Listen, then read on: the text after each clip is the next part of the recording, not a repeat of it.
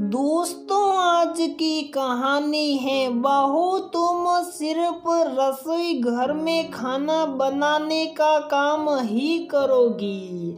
दोस्तों, कहानी शुरू करने से पहले अगर आपने हमारे चैनल को सब्सक्राइब नहीं किया है तो सब्सक्राइब कर लीजिए ताकि आपके पास पहुंचे हर नया वीडियो।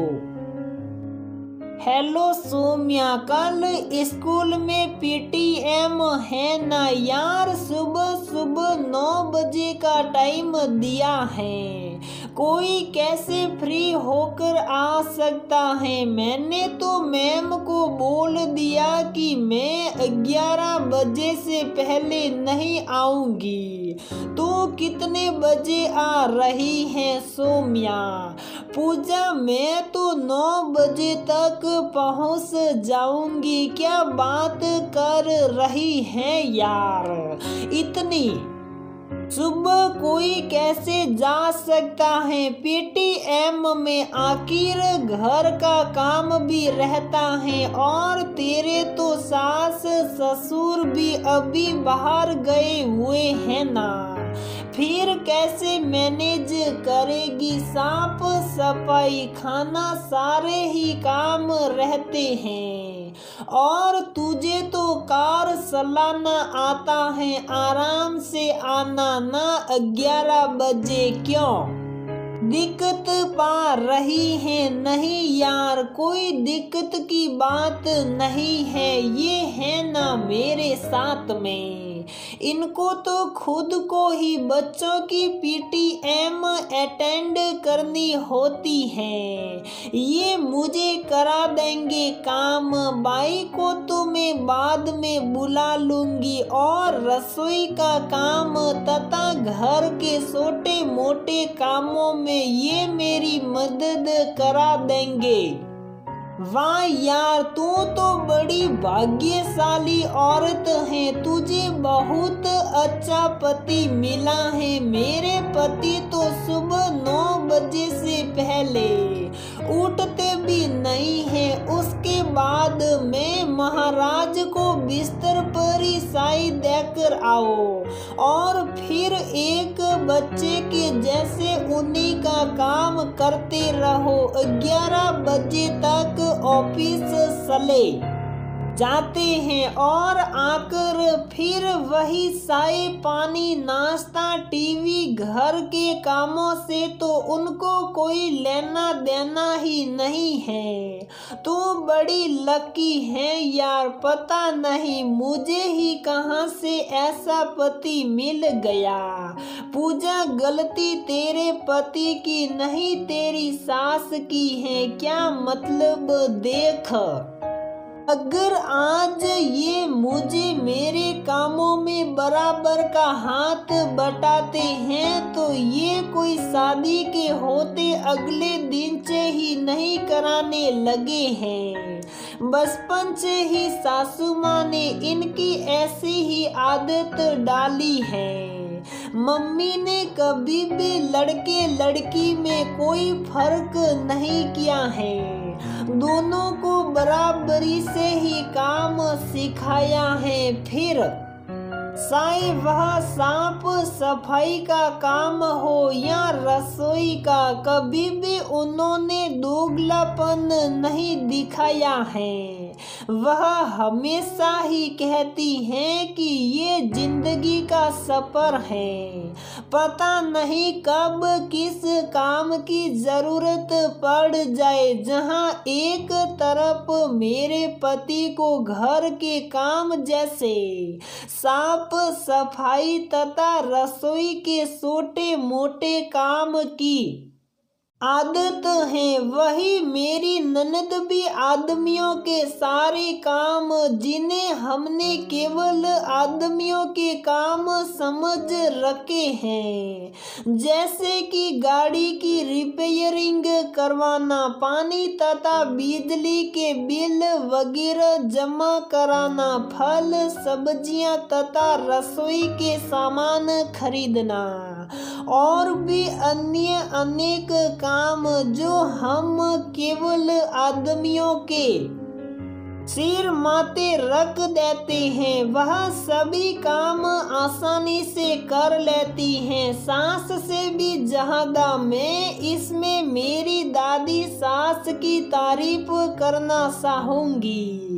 उनकी डाली गई नींव से ही आज ये घर इतना मजबूत बना हुआ है। उन्होंने भी अपने बच्चों को उस जमाने में ही सारे काम करने सिखाए हैं। मेरे पति ने बचपन से ही मेरे ससुर को घर के सारे कामों में हाथ बटाते देखा है। वहीं से मेरे पति ने भी यही सीखा है और आज मेरे बच्चे भी अपने पापा और दादा को देखकर यही चीज सीखते हैं कि कोई काम छोटा बड़ा नहीं होता है। ये तो हमारे संस्कार हैं जो हमको हमारे बच्चों में डालने हैं। आखिर हम जैसा बीज डालेंगे फसल भी तो वैसी ही होगी।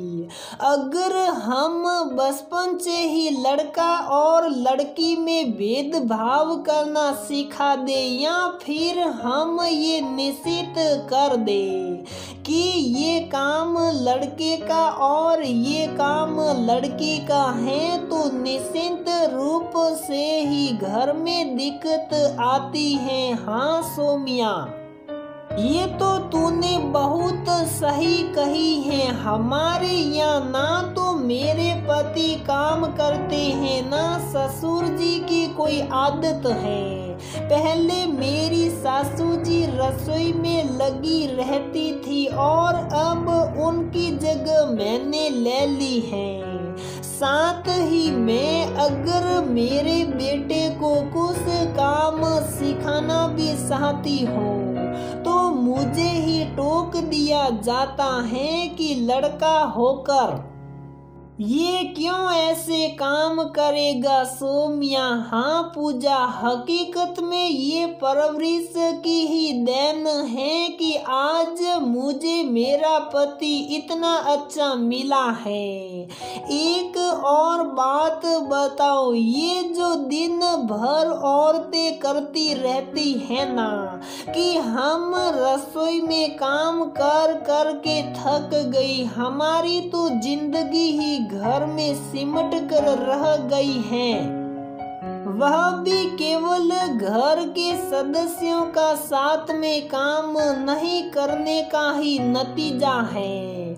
हमारे सुबह सुबह घर के सभी सदस्य सभी कामों में बराबर का हाथ बांटते हैं, जिस वजह से हम औरतें सुबह के घर के काम से 11 बजे तक तो फ्री भी हो जाती हैं और उसके बाद में हमारे पास हमारे लिए भी टाइम बचता है, जिससे हम हमारे शौक भी पूरे कर सके। जैसे मैं फ्री टाइम में अक्सर अपने कला तथा लेखन पर कार्य करती हूँ, इससे जिंदगी में ऊब भी नहीं रहती है तथा घर के कामों में भी मन लगा रहता है। पूजा तो सही कह रही है यार, वाकई में ये कारण होता है कि हम औरतें दिन भर घर का काम कर कर के थक जाती हैं तथा अपने शौक पूरे ही नहीं कर पाती हैं। सच में ये अच्छी परवरिश की ही देन है कि तुझे अच्छा पति मिला है यार। अब तक तो जो हुआ वो हो चुका, लेकिन अब मैं मेरी बहू को सच में अगर कुछ सौगात देना चाहूंगी तो मैं मेरे बेटे को घर के छोटे बड़े सारे काम सिखाऊंगी तथा उसे अपनी पत्नी पर निर्भर रहने की बजाय आत्मनिर्भर बनाऊंगी। सच में यही है सबसे ज्यादा काम की सौगात जो मैं अपनी बहू को दे सकती हूँ। आखिर में आज बीज डालूंगी तो उसकी फसल का फायदा मेरे बच्चों को ही तो मिलेगा। हाँ पूजा, तुमने एकदम सही कहा। हम माओ का ये फर्ज बनता है कि हम शुरू से ही संस्कार अच्छे रोपे, जिससे आने वाली पीढ़ी एक अच्छा और सुंदर भविष्य का निर्माण कर सके। दोस्तों, ये मेरी दादी सास तथा मेरी सास की परवरिश का ही फल है कि मुझे एक बहुत समझदार एवं सुलझे हुए पति मिले हैं। मेरी दादी सास ने भी कभी ये फर्क नहीं आने दिया कि रसोई का काम तो लड़कियों का है तथा बाजार का काम लड़कों का।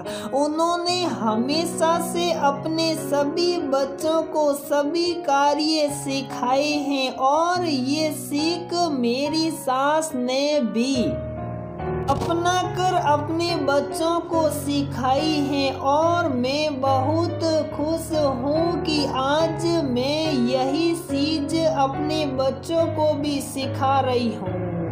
अच्छे बीज का परिणाम तो अच्छा ही होता है। हम सभी को माओ के रूप में ये सुनिश्चित कर लेना चाहिए कि ये हमारा ही दायित्व है कि हम लैंगिक भेदभाव न करके समान रूप से सभी कार्य अपने बच्चों को सिखाए।